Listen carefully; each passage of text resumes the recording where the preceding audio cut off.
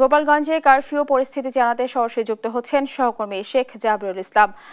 জাবিরুল, আপনি আমাদের জানাবেন কেমন দেখছেন কারফিউ পরিস্থিতি এবং পরিবেশ কি বলছেন সেখানকার স্থানীয়রা? স্নেহা, আপনি আসলে যেমনটি বলছিলেন, গোপালগঞ্জে চলছে 22 ঘন্টার কারফিউ।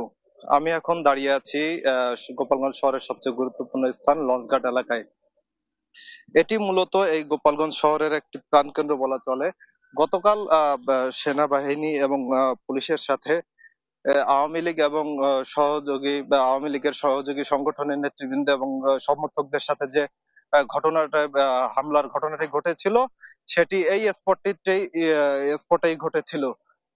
আমি যদি একটু দেখাতে চাই, এখানে এখন সেনাবাহিনীর সদস্যরা সাজোয়া যান নিয়ে কিন্তু এখানে অবস্থান করছেন।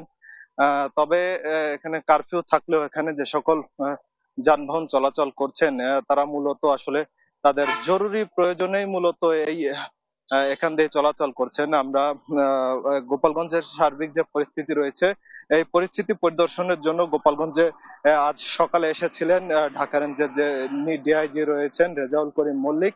তিনি আজ গোপালগঞ্জের সার্বিক পরিবেশ পরিস্থিতি পরিদর্শন শেষে দুপুর বেলায় গোপালগঞ্জ ত্যাগ করে ঢাকার উদ্দেশ্যে চলে যান। এই কারফিউর এছাড়া কারফিউ আর একটি বিষয় জানিয়ে রাখি যে গোপালগঞ্জের এই ঘটনাকে কেন্দ্র করে পুলিশ এবং সেনাবাহিনীর যে যৌথ অভিযান, এই অভিযানে এখন পর্যন্ত 20 জনকে গ্রেপ্তার করেছে। এখন পর্যন্ত কিন্তু কোনো মামলা রেকর্ড হয়নি, মামলা প্রস্তুতি চলছে বলে জানিয়েছেন। এছাড়া গতকালকের পর থেকে এখন পর্যন্ত কোনো সহিংসতার ঘটনা ঘটেনি। এই ছিল আমার কাছে গোপালগঞ্জ থেকে সর্বশেষ। জাবিরুল, আপনাকে ধন্যবাদ। দর্শক, গোপালগঞ্জের কারফিউ সর্বশেষ পরিস্থিতি জানাচ্ছিলেন আমাদের সহকর্মী।